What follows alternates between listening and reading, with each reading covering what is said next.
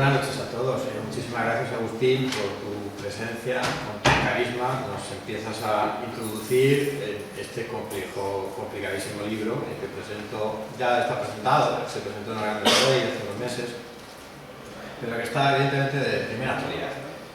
La conferencia de hoy, unos 50 minutos, yo calculo que me voy a extender no más. Voy a tratar pues, prácticamente de lo que es la represión del Frente Popular y la represión franquista. Creo que es lo más interesante a nivel general. No me voy a centrar en los 16 pueblos del sureste de Madrid. Lo que ocurre es que sí voy a hablar mucho de Madrid.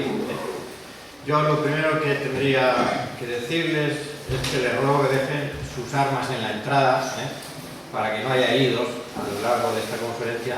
No vaya a ser que terminemos a tiros, ¿no?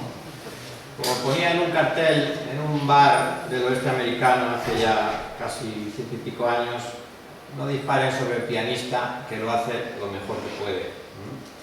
Al autor de esta monografía, si hubiese vivido durante la época de la Guerra Civil y posterior dictadura, lo hubiesen fusilado los dos bandos, sin lugar a dudas. La impunidad que en aquellos años hubo en España entre una secreta política de exterminio en el territorio del Frente Popular y una pública política de exterminio en la zona rebelde, se explica muy bien en este libro. Ambas suponen, sin lugar a dudas, el peor episodio, podríamos llamarlo así, de la historia de los españoles. Las fuentes que utilizo en esta monografía han sido los fondos existentes en el Archivo Histórico Nacional, en el Archivo de Guerra que hay en Salamanca, en el Archivo General Militar que hay en Guadalajara, así como otros archivos locales. Tengo que agradecer, por supuesto, a medio centenar de personas mayores que en los pueblos del sureste madrileño han colaborado en esta investigación con testimonios orales. Si ustedes echan un vistazo a esta primera imagen, creo que resume muy bien el problema que yo he tenido a la hora de hablar con ancianos de 90 y tantos años. Es que resume muy bien, porque me hizo gracia, la vi posteriormente y por eso la quería poner aquí. Dice: hoy hace 75 años, ¿qué hace 75 años? Bueno, sí, pues eso. Una de las abuelillas lleva un pañuelo azul y la otra lleva un pañuelo rojo. Más o menos estas son las conversaciones que yo he tenido con muchos ancianos. Sin embargo, 1 de cada 5 ha podido contar algunas cosas de la represión. No sé por qué de la represión franquista menos que de la represión del Frente Popular. Y 1 de cada 10, o sea, pocos, vamos a pensar de los 50 a unos 5 más o menos, ha sido una auténtica mina. Los motivos los vamos a ver a lo largo de la conferencia. También he utilizado una bibliografía especializada sobre el tema y he usado libros no editados en España que aportan interesantísimas noticias sobre nuestra guerra y sobre este tema tratado, que es el más complejo, ¿no? El de la represión. El trabajo de investigación tiene una metodología científica. Es el tema más complejo en la actualidad, la guerra civil, y dentro de la guerra civil, la represión. No me he podido acercar con pasión, no, sino con la mirada perdida de un ciudadano que con curiosidad intelectual he estado leyendo una serie de publicaciones que no me convencían del todo. Tampoco abundan demasiado lo que son las publicaciones. En España pocos se atreven, la mayoría de los autores son hispanistas que desde fuera no tienen abuelos ni antepasados implicados en esta guerra civil. En este caso yo he tratado la guerra civil y la represión llamando al pan pan y al vino vino. El trabajo sobre esta zona de los 16 pueblos del sureste de Madrid me ha llevado a hablar de la represión del territorio del Frente Popular, al fenómeno de Paracuellos. Esto tiene una explicación: Paracuellos no está al sureste, estaría al noreste. Pero 15 vecinos de Perales de Tajuña, que es una de las poblaciones que yo estudio, se los llevaron allí a asesinarlos. Y esto implicó que tuviera que intentar explicarme a mí mismo qué era aquello. También he estudiado el asesinato de Andreu Nin. Les quiero recordar que jurídicamente un secuestrado que no haya aparecido su cuerpo no caduca la investigación, es decir, todavía es un delito, no prescribe. He estudiado la batalla de Jarama, por cuanto la batalla de Jarama se da precisamente allí, en aquella zona, y por supuesto la otra represión, la franquista, muy compleja de estudiar. La labor de los historiadores sobre este tema ha sido difícil por cuanto las fuentes para su estudio han sido secuestradas durante muchísimos años. Las novedosas fuentes que se van a presentar en estos años y en los próximos van a dar frutos académicos como este, que nos permiten seguir avanzando en el conocimiento científico sobre la represión. Esta zona del sureste de Madrid no existía, hasta mi libro, en la historiografía sobre la guerra, salvo para hablar de la batalla de Jarama. Sobre la batalla de Jarama sí hay varios libros y además muy interesantes y de mucho nivel. La reconstrucción de nuestra historia desde los valores de una sociedad libre y democrática me implica en esta labor de investigación, plasmada en el siguiente paso, que es darlo a conocer de forma pedagógica a un público con diferente preparación e ideología. Mi responsabilidad está en contar lo que pasó, llegando hasta donde un ciudadano corriente le es imposible. Así, el estudio ha sido acogido en la zona protagonista como ya era hora, por fin alguien se ha atrevido, y cosas así, ¿no? En la actualidad hay una extraña batalla entre memoria y desmemoria, aderezada con una reconciliación pacífica, con tumbas, desaparecidos, políticos arrimando el asco a su sardina, familiares indignados, olvido, llanto y pasión. Descendientes de vencedores y vencidos han de ser educados con una aclaración de los acontecimientos históricos limpios de propaganda y con un claro mensaje. La transformación social se debe hacer por vías pacíficas y entre todos, zurdos, diestros, ambidiestros y mancos. Tan solo explicando la verdad histórica evitaremos que la guerra civil sea un motivo de disputa. España está tratando de recorrer ese camino, buscando una solución con el reconocimiento de las víctimas de una y otra manera. A veces con palos de ciego, como lo que ocurrió con la transición, con amnistía pero sin amnesia, y con los derechos humanos como lenguaje cotidiano de una democracia que debe caminar hacia adelante sin olvidar lo que es el pasado. La prudencia debe ser la mejor compañera a la hora de plasmar los resultados de una investigación como esta. Sin complejos de ser acusado de rojo o facha, me sumergí en un tema por el que ya sabía que iba a ser amenazado. Y encontré en mis reflexiones que en los dos bandos hubo culpables y que las atrocidades que fueron perpetradas en los dos lados, cada uno con su estilo, están poco estudiadas. Moradiellos es un profesor de historia contemporánea especializado en el franquismo y guerra civil. Señala ya cómo en los años 50 los comunistas intentaron una reconciliación nacional. Y después, la democracia cristiana, el PSOE y los monárquicos indicaban que la guerra fue una matanza absurda entre hermanos, buscando una culpabilidad colectiva y al mismo tiempo la idea de una reconciliación. Así empezaron a acercarse de uno y otro lado.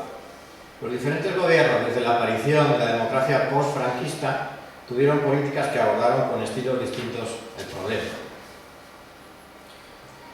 Así nos veían desde fuera de España en aquellas fechas. Todas las espadas que tienen todo lo alto el toro son de diferente signo. Hombres de 54 nacionalidades vinieron a España a luchar en la guerra civil. Los brigadistas internacionales hicieron este muñeco de Franco ahorcado. Y las mujeres aprendieron a disparar. Lo cierto es que muchas de ellas, como vemos aquí, no tenían una gran marcialidad. Esto no es nada más que pura propaganda, pero sin embargo se implicó a toda la población. Todavía en el año 2012 se oye aquella propaganda del pueblo sublevado frente a, evidentemente eran los dos pueblos, ¿no? Porque los de izquierda, los de derecha, digamos, o más bien cada uno donde le pilló, se enfrentaron. No era un solo pueblo que se sublevaban armas, eran los dos. Aquí vemos otra de las fotografías soviéticas, ¿no? De la propaganda de aquel momento, en donde una madre debidamente colocada despedía a su hijo con su novia o su hermana, que le metía una botella de coñac peinado, ¿no? En la alforja. El esperpento llegó con esta fotografía, no la única, porque tiene el mismo realismo que esta otra que les indico por aquí. Sin embargo, si nos fijamos al final de la serie de fotografías de Robert Capa, tenemos esta, donde un simpático miliciano ha resucitado. La propaganda en el otro bando desapareció de España. Estas fotografías, la mayoría de ellas proceden de Alemania o bien de Rusia en la actualidad, ¿no? Porque este tipo de propaganda a partir del año 45 no interesaba en absoluto. Esto otro no era propaganda. Se ve perfectamente lo que es una bomba, ¿no?, en el Madrid del año 36. Esto otro tampoco era propaganda, son tumbas de brigadistas internacionales.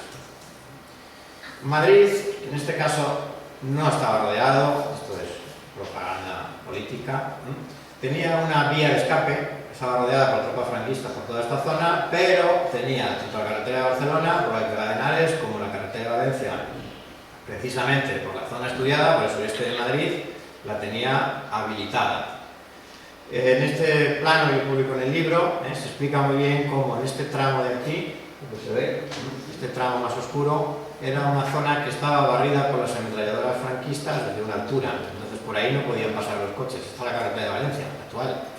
Entonces lo que hicieron fue, sencillamente, desviar desde Madrid para bajar por Torrejón de Ardoz, por todo este tramo, Campo Real, Tielmes, Peral de Tajuña, hacia Villarejo Sabanés. Desde aquí ya la carretera funcionaba en dos direcciones, desde Villarejo Sabanés.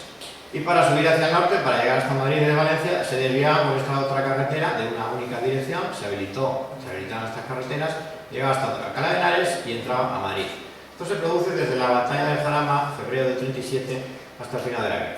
Incluso hay un tren que se monta por aquí, el tren de los 40 días, de que hablo también en mi libro.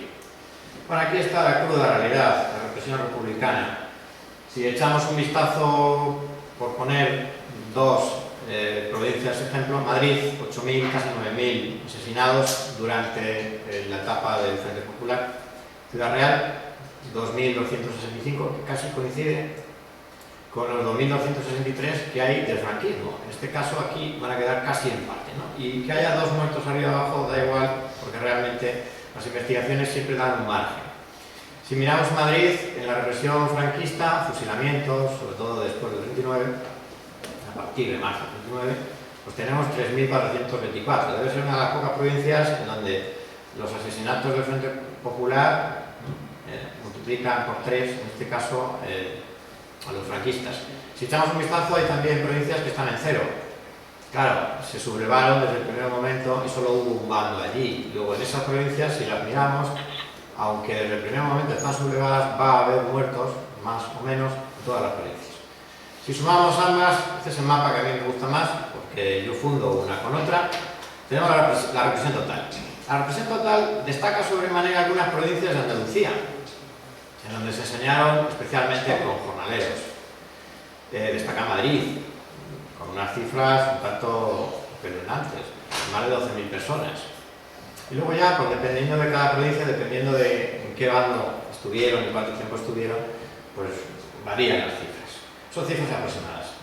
Esta es la zona del sureste de Madrid que yo he estudiado, entre el río Tajo, está debajo de aquí Aranjuez, y el río Tajuña, más al norte estaría Arganda, y este es el río Manzanares, ¿no? La batalla de Jarama se da en toda esta zona de aquí, que yo rodeo como un círculo. Y mi libro comienza, aparte de una introducción, con París, 1926. No es una novela. Allí, 3 españoles, 3 anarquistas, concibieron la idea de asesinar a Alfonso XIII y al Primo de Rivera en su visita a Francia. Hecho que es poco conocido. Viajaron a Sudamérica para conseguir fondos para llevar a cabo el plan. Alquilaron un apartamento en la Ciudad de la Luz y esperaron a que pasara la comitiva real. Un taxista los delató y de esta manera no se aniquilaron con balas la monarquía alfonsina. Ramón Carcaño y otros 2 anarquistas prepararon un fusil ametrallador con mirilla telescópica que debía matar al rey de España y al dictador. La operación, financiada desde Buenos Aires, falló en el último momento por la eficacia policial francesa. Y aunque el violento asesinato no se produjo, sin embargo otra conspiración más sutil y de carácter político se llevaría por delante a la corona. La llegada de la Segunda República Española se produce cuando, tras el Pacto de San Sebastián de 1930 y las palabras mágicas de Ortega y Gasset, la monarquía agonizaba.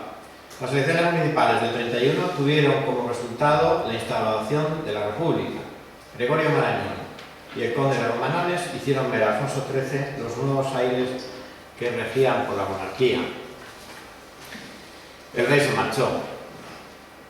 Fíjense en este sable que aparece aquí, porque más adelante voy a hablar de él. Comenzó la andadura de la República con unas elecciones del 31, 33 y 36 que protagonizaban un estribillo extraño. Decía izquierda, derecha, izquierda, con un sonido militar que anunciaba la guerra. En los meses previos, algunos cálculos arrojan 215 muertos y más de 500 heridos en atentados de diferentes símbolos, tanto de izquierdas como de derechas, más de derechas en algunos momentos. Robles indicaba 330 asesinados, más heridos, iglesias arrasadas, etc. Pero los asesinatos del teniente de guardia de asalto José del Castillo y el diputado Carlos Otelo, 12 y 13 de julio, fueron la guinda de aquel pastel de sangre. El capitán que dirigía el asesinato de Carlos Otelo, lo diré más adelante, murió al poco tiempo. El teniente Moreno, que es un poco el que se supone que es el ideólogo dentro de la Dirección General de Seguridad, también fallece en un accidente de avión. Tengo que decir que fue la gran ocasión en la que Hitler vio cómo eliminar una democracia sur de Europa, un país tildado como democrático pese a todos los problemas. Hubiésemos apoyado desde España, desde la República, a los franceses y británicos en una guerra mundial que se aproximaba cercana. Las piezas seguían cayendo, los sudetes cayeron de una forma, España de otra, y hacía falta ser ciego para no verlo. En esta imagen vemos que tras la muerte del teniente Moreno, que es este de aquí, esto es una foto de la gente que va a asaltar el cuartel de la montaña en Madrid. Y en el entierro de este personaje aparece Muñoz, que es el director general de seguridad, y Margarita Nelken, de los que vamos a hablar mucho más adelante. En el asesinato de Carlos Otelo hubo un comando ejecutor con Condés al frente. Yo trato esto con noticias nuevas y tras confesar lo ocurrido Condés a Vidarte para pedir consejo, se ocultó en la casa de Margarita Nelken, que era una diputada socialista que realmente ejercía de agente de los servicios secretos soviéticos. Era lo que se llama un submarino dentro del PSOE en este caso. Sonaron clarines y comenzó la corrida de muerte. En los primeros meses casualmente caía el capitán Condés, cosa que se comentaba en los casinos de Madrid. Y muerto Condés no podía contar nada a nadie. Ni quién le dijo que Carlos Otelo se asomase para ver el 17 en la furgoneta, ni quién le dijo que le llamaba el director, ¿no? Porque el 17 era el día del lanzamiento, el 17 era el 17, y el director era técnicamente el general Mola. Esta fórmula de muerte después de hacer alguna acción de comando recuerda sobremanera el modo de actuar de los servicios secretos soviéticos. La violencia no dejó de sorprender a todos los que contemplaban aquella guerra, en una España de pan duro y alpargatas. Con un país dividido en territorios sublevados y regiones leales, apareció una guerra subterránea que asombraba a diplomáticos y a la prensa extranjera. En retaguardia, la depuración ideológica de civiles se practicaba en ambos bandos de forma organizada, con una interesante diferencia, porque mientras que desde el bando rebelde los militares africanistas publicitaban el aniquilamiento de su enemigo, imponiendo el terror en su avance, la imitación de la guerra colonial. En el bando demócrata no tenía sentido torturar, robar y matar a sus propios ciudadanos, aunque fuesen de derecha. Les voy a contar lo que ha ocurrido, lo que ocurrió sobre el asesinato de un antiguo alcalde de derechas y su hijo falangista en la bonita Plaza Mayor de Chinchón. Tenemos en imagen. Lo que desde hace 75 años en la memoria de los vecinos se estaba relatando como el asesinato de una masa incontrolada sobre 2 detenidos, se ha convertido a través de una nueva documentación de archivo y mi trabajo en una matanza proyectada desde el comité local. Fíjense, a los 2 primeros detenidos de derecha lo llevaron de día a la plaza y con tantos testigos no se atrevieron a hacerles nada. Encarcelados fueron enviados a Madrid. Por cierto, estos sobrevivieron. Sin embargo, a los 2 tristes protagonistas de una placa in memoria que hay hoy bajo los soportales de la plaza de Chinchón, lo llevaron detenidos de noche. Los hicieron pasar entre una multitud concentrada con armas de todo tipo, llevados por un miembro del comité, agarrándolos de los brazos, cada uno a un lado, entre una muchedumbre en donde había miembros de las patrullas de vigilancia que habían recibido órdenes de asesinarlos entre la multitud. La maniobra maquiavélica daba el resultado de 2 muertes violentas en una nube de disparos, y se hablaba de la justicia del pueblo. Se olvidaban de la justicia de la Constitución del año 31 y hablaban de la justicia del pueblo. Tirados durante toda la noche en la plaza pública, al día siguiente los miembros de la seguridad del Estado fueron quienes levantaron los cadáveres pidiéndole una sábana a un vecino y lo llevaron a un cementerio para darles sepultura. Horas antes, al mediodía, una mujer avisaba a algunas vecinas para que, si oían disparos en la plaza aquella noche, no se asustaran ni se acercaran hasta allí. Se trataba de la fiel esposa de un miembro del comité de Chinchón. 75 años después, el asesinato está resuelto. Las organizaciones sindicales y políticas de izquierda organizaron en Madrid y sus pueblos otra estratagema a modo de guerrillas urbanas, en donde cada uno hacía la guerra por su cuenta. Sus componentes confeccionaban listas de objetivos civiles, hacían controles que no les correspondían, detenían ilegalmente a personas por la calle o sus casas, les robaban, les interrogaban, buscando nombres de más derechistas, y finalmente los podían asesinar en un juicio ilegal dependiendo de la calidad personal de quien mandaba el grupo guerrillero esa noche, bajo la denominada justicia del pueblo, olvidándose de la Constitución democrática. La extorsión, el sadismo y la crueldad de algunos grupos se hicieron famosos por todo Madrid, imponiendo el terror a la población. Una vez muerto el reo, podía visitar su casa sin problemas para hacer un registro. Así robaban lo que les daba la gana, y si no lo habían hecho antes. El botín se repartía entre el comando, y de esta práctica no se libró ni un palacio real que no tenía a un rey que lo defendiese. Ángel Jiménez señalaba como un día de septiembre-octubre de 36 puso sobre la mesa del director general de seguridad, cito palabras textuales, un bulto que contenía pitilleras, encendedores de Alfonso XIII, así como otros objetos de plata y oro, e invitaba a los presentes a que cogieran lo que quisieran. Repartido el botín, se dispersó entre muchas manos. El sable de graduación de la Academia de Toledo del rey Alfonso XIII ha sido localizado durante esta investigación en Villalejo de Salvanés, Madrid, supuestamente encontrado con su funda por un joven vecino hace 75 años, dando un paseo por el campo. La espada tiene grabada la siguiente inscripción: a su Alteza Real el Infante Don Alfonso de Borbón y Borbón, segundo teniente honorario del regimiento de Usario de la Princesa, los jefes oficiales del mismo, el 23 de enero de 1912. Bueno, el nieto del dueño de la espada es muy conocido en España. No estaría de más, ¿no?, que devolviesen lo que robaron en su momento. Fíjense que hasta el Madrid Club de Fútbol fue incautado, poniendo a sus jugadores al servicio del Frente Popular, para jugar partidos que recaudarían pesetas para la guerra. Aquellos nuevos grupos guerrilleros, patriotas, no peleaban contra los franceses como en el siglo anterior, sino que con banderas izquierdistas o derechistas configuraban de forma espontánea por todos lados. Luchaban contra fascistas o rojos, sujetos que podía ser cualquiera de la noche a la mañana. Los milicianos y los rebeldes, al igual que las partidas que se hicieron famosas un centenar de años antes en la lucha contra el invasor francés, se pusieron nombres pomposos, cantaban sus propias canciones idealistas y pueriles, y en muchos casos vestían como el ejemplo de Pancho Villa. Tenían siempre un jefe que lo dirigía.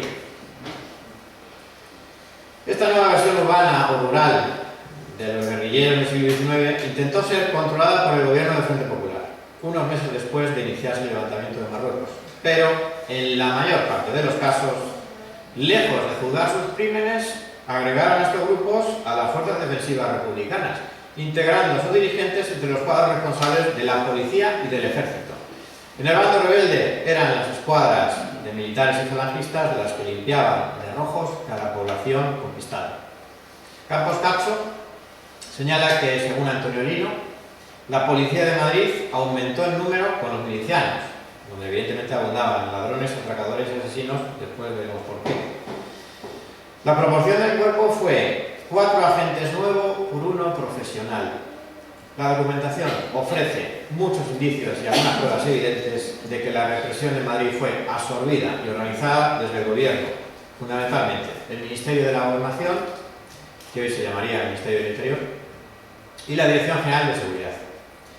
Además, los comités de salud pública y las checas, que oficialmente dejarían de funcionar en la mayor parte de los casos con la llegada del 37, y sobre todo con el cambio de gobierno, de los largos a los negriles.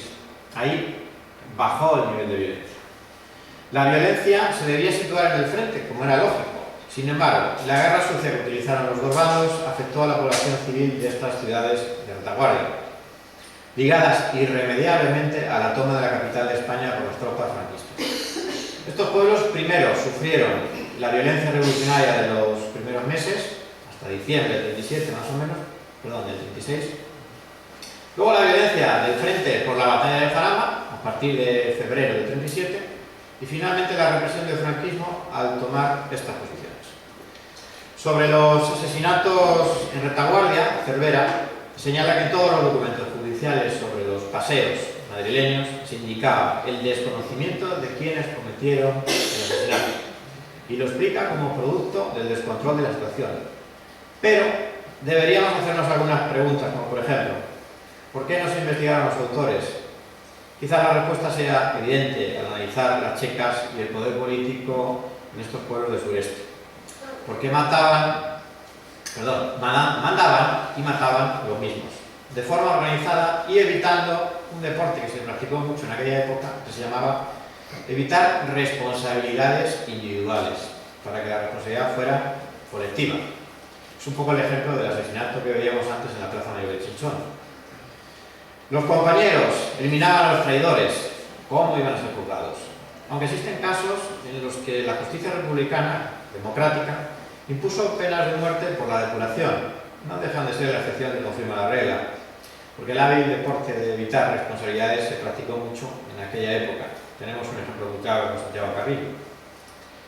Una de las ejecuciones que sí se practicó, y yo he determinado nada más una entre 350 muertos, fue el de 3 dirigentes del comité de Chinchón que fueron acusados de violación de una mujer de Colmenar de Oreja. Entonces los ejecutaron con pena de muerte en Aranjuez, fueron los 3 fusilados.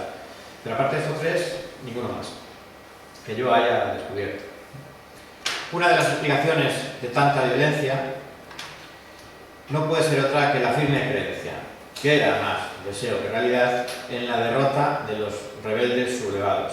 Zugazagoitia, que fue el director del Socialista, que luego fue ministro del Interior, ministro de la Gobernación, afirmaba que los madrileños estaban convencidos de que ya habían ganado la guerra tras sofocar los primeros intentos de rebelión en la capital.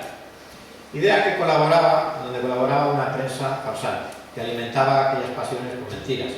No se explica la depuración de españoles dentro del territorio de la democracia republicana sin que los propios ejecutores estén convencidos en ganar la guerra, al menos al principio. Las informaciones procedentes de aquella época están sembradas de falsedades. La Junta de Defensa de Madrid, continuadora de la represión revolucionaria iniciada por sindicatos, partidos políticos y el propio gobierno, aparece en el libro de la Guerra Civil de Zugazagoitia como el organismo que frenó las ejecuciones arbitrarias. El general Miaja, líder y responsable de lo que pasaba en Madrid, afirmaba en público: no podemos consentir, sin aparecer como responsables, que los huidos del frente se dediquen a cometer crueldades estúpidas, a realizar venganzas personales y a cometer asesinatos que tienen como móvil el robo. Aquí está achacando a los huidos del frente, a los desertores, los asesinatos de derechistas en retaguardia. Bien sabía él que no era así, pero esto se le llama desinformación. Zugazagoitia, lo tenemos en esta imagen, es una reunión en Valencia, este es Santiago Carrillo, ¿cierto? Zugazagoitia se atreve a afirmar en una historia de la Guerra Civil del año 40, muy biográfico, todos cuentan cosas que son muy ciertas y luego grandes mentiras. Esta afirmaba que la criminalidad había crecido, pero en los extremos de la ciudad de Madrid. Según este autor, aquellos cadáveres hacían propaganda a los fascistas. Bien, pues las checas estaban en el centro y sacaban a los depurados para pegarles un tiro a los afueras de la ciudad. Allí eran asesinados y no serían propaganda fascista para sus familiares.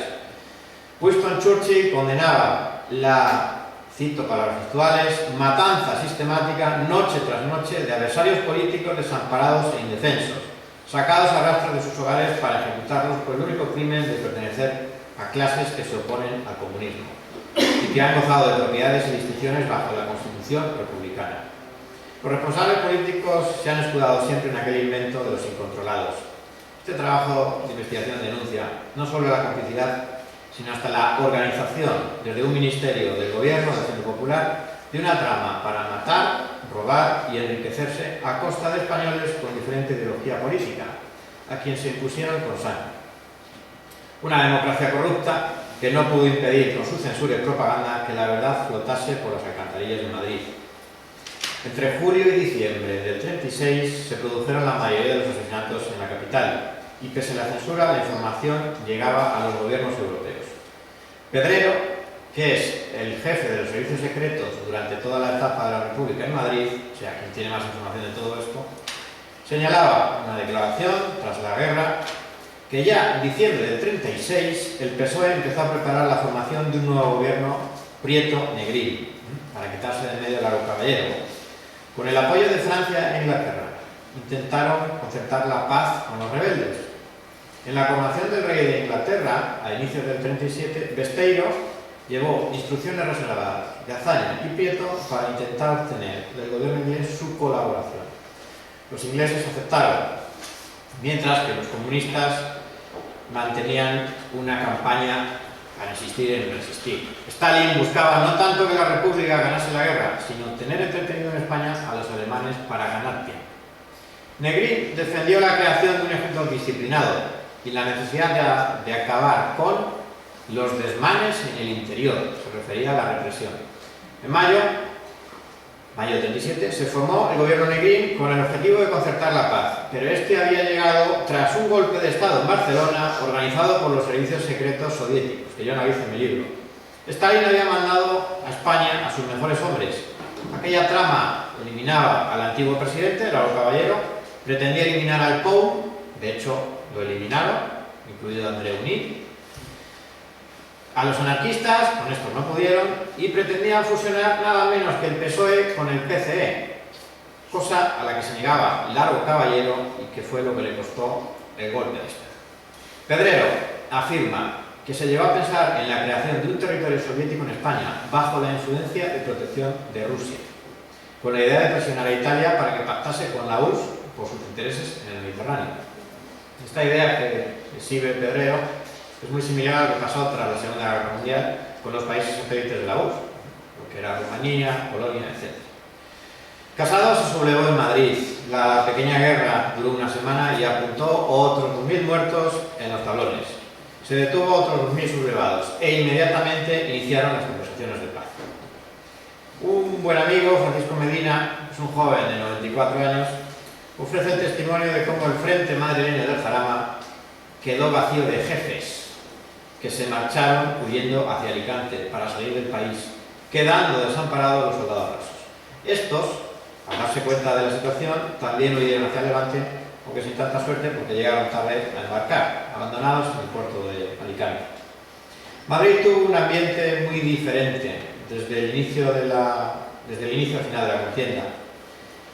Aquella alegre euforia de la revolución había desaparecido con el bombardeo de civiles, el bombardeo de la ciudad de Madrid. Algunos testimonios señalan que muchos obreros llegaron a creer que ya no había que trabajar. El salario de 300 pesetas al mes como soldados les ayudaba a cambiar de vida y si era posible estar alejados del frente, mucho mejor.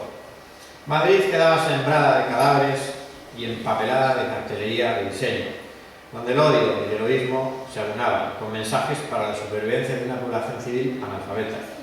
Muchos de aquellos huyeron de la capital para refugiarse con amigos o parientes en los pueblos, también los del sureste de Madrid. Y en aquel lugar ocurrió el fenómeno contrario. Algunos huyeron, algunos de derechas, y se refugiaron en Madrid, donde fueron buscados, pero el anonimato les salvó la vida. En el capítulo 2 de mi trabajo hablo de la represión tanto en Madrid como en los pueblos del sureste. Fíjese, el comandante del 5º Regimiento, Enrique Castro, afirmaba tras la guerra que la gente no sabía muy bien lo que era socialismo, pero tenía hambre, tenía odio, tenía ansias inmensas de venganza. Nunca la tierra había sido mejor abonada por el caos, nunca.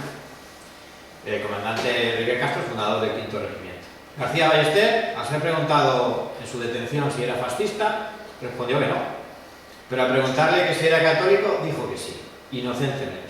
A un familiar que estaba allí delante, los milicianos anarquistas le dijeron: tú márchate, que a este ya sabe lo que le espera, y tú tienes que decir que tu cuñado ha salido de aquí delante de ti, que no está aquí. El asturiano Ovidio Mier, yendo en un coche por Madrid, detenido para darle un paseo, no se le ocurrió otra cosa que asomar por la ventana ante un grupo de milicianos armados y gritó: ¡Vivas a Franco!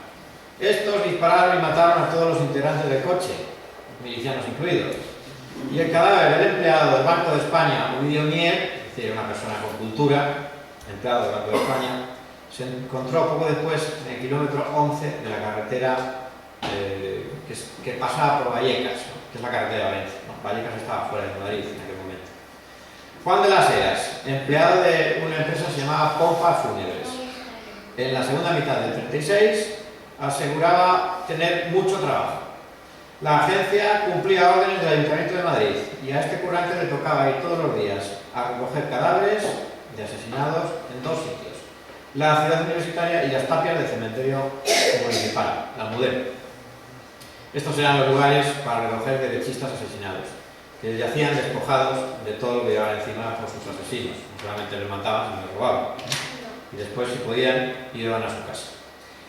El empleado del cementerio del Este, Antonio Regales, señalaba como en julio del 36, días después de los primeros enfrentamientos en Madrid, aparecieron 388 cadáveres procedentes del cuartel de la Montaña, unos del enfrentamiento y otros de los fusilamientos que se produjeron a continuación. Uno de los milicianos, Colmenar de Oreja, exhibía que había sido el tercero en entrar en el cuartel de la Montaña. El Duende Azul afirma que debido a la brutal precipitación de la matanza, muchos quedaron malheridos y los remataron a culatazos, machacándoles la cabeza. La radio daba noticias de la rendición, pero no señalaba los detalles de la carnicería. Fontériz contaba que ya cerca del depósito de cadáveres del hospital era en el mes de julio y hacía un calor insoportable. Allí se amontonaban todos los muertos. El operario del cementerio, Guillermo Lombraña, dijo que comenzaron a llegar al cementerio camiones cargados de cadáveres procedentes del depósito judicial, aproximadamente unos 200, todos los cuales venían en completa descomposición y sin identificar, era julio, y fueron enterrados en una fosa común. Aquí tenemos el cuartel de la Montaña ya desaparecido, una muestra del final de la batalla, y por aquí pues tenemos a un militar sublevado, acompañado por población civil. Están mezclados militares, guardia civil, población civil. Y aquí luego pues, una muestra del heroísmo posterior a la trifulca, ¿no? Más que una batalla, es la trifulca. Comenzaron a aparecer cadáveres en el cementerio del Este, en la Almudena, y allí se instalaron unas oficinas. En estas oficinas había unos vigilantes. Cuando llegaba un coche cargado con detenidos, se subían algunos milicianos con armas. Y cuando volvían los coches, lo hacían ya sin detenidos. Se bajaban los milicianos y el coche desaparecía en la oscuridad de la noche de Madrid. Ángel Hurtado fue testigo también de las matanzas en la zona del Pardo. Decía que era muy raro el día que no encontraba por el camino 2 o 3 cadáveres. Estoy hablando de noviembre del 36 a febrero del 37, bastantes meses. Y recordaba el testimonio de que encontraba siempre los cadáveres cuando los mataba, que él veía cómo los mataban, siempre quedaban cabeza abajo. Sin embargo, la mañana siguiente aparecían cara de cielo. Por allí pasaba una cámara de la Dirección General de Seguridad para hacer una foto, que luego la Dirección General de Seguridad, los familiares, podían identificar el cadáver. A aquellos desgraciados lo llamaban besugos. Y lo que peor se vio en aquel momento, lo que Ángel Hurtado veía peor, es que los obreros que estaban con él veían con alegría y con acierto cómo mataban a aquellas personas. Otro agente del Cuerpo de Investigación y Vigilancia, que además trabajaba para el Ministerio de la Gobernación, perdió a su hermana. y aún trabajando con el Ministerio de la Gobernación, dijo que desapareció como otros muchos. Inútil constar mis esfuerzos que realizaron para conseguir su rescate, siendo de todo punto imposible encontrar el cadáver, pues en aquella época los asesinatos los cometían fuera del término municipal de Madrid, con la finalidad de que las víctimas no pudieran ser reconocidas por sus familiares, siendo este uno de los procedimientos empleados en aquella época.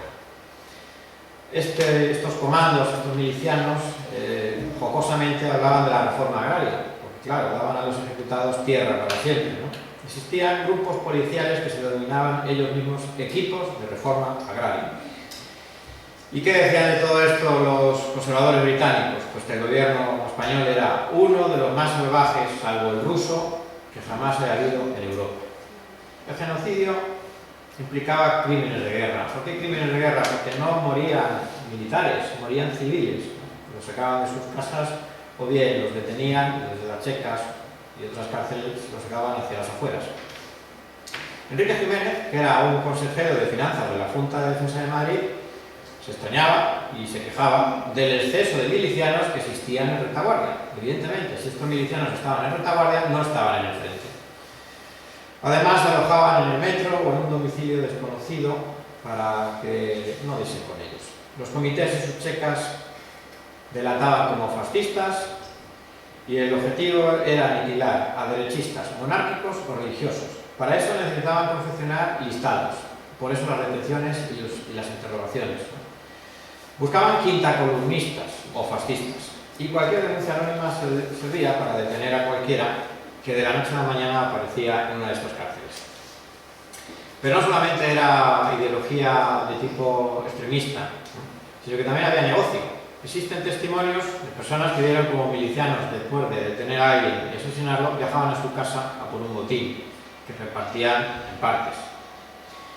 Este fenómeno de impunidad se trata de una fórmula económica sumergida, predatoria, que permitía, bajo el amparo de parte del gobierno del Frente Popular, que fuera practicado por algunos. Y además fue practicada también por algún ministro, como les voy a explicar a continuación. El jefe superior de Policía de Madrid decía que las checas se entendían directamente con el director general de Seguridad, Muñoz, y con el ministro de la Gobernación, Ángel Galarza. Estos son los personajes: el ministro de la Gobernación, podemos denominarlo el ministro del Interior, y aquí está Muñoz, que es el director general de Seguridad. El gobierno intentó que las checas desapareciesen. Lo que ocurrió es que algunas desaparecen y se crean otras que se denominan por la historiografía checas oficiales, ¿no?, como puede ser la checa de Fomento, sobre todo, la más conocida, y la checa de Marqués de Riscal. Estas eran dirigidas por estos dos personajes, el ministro y el director. Allí se practicaba la justicia del pueblo, no la Constitución del 31, y estaban organizadas a tercias entre anarquistas, comunistas y socialistas. En una de ellas trabajaba Santiago Carrillo, una checa de Fomento. Estas prácticas se extendieron a otras provincias cercanas, donde llegaron enviados de Madrid que fueron para organizar la depuración. En estos 16 pueblos se han encontrado 8 checas con mayor o menor actividad, que colaboraron entre ellas y estaban conectadas unas con otras, además de con otras de la capital, con Madrid. Se cometían asesinatos por encargo de noche y a las afueras de los pueblos se les ejecutaba. Una de aquellas sacas terminó en Paracuello de Jarama, que por eso se estudia a continuación. En total, en este partido judicial de Chinchón hubo 350 víctimas durante el gobierno del Frente Popular, a las que hay que sumar 250 más con el posterior, con el franquismo, con lo que hacemos una cifra redonda, más o menos, de 600 asesinados en la retaguardia de Madrid.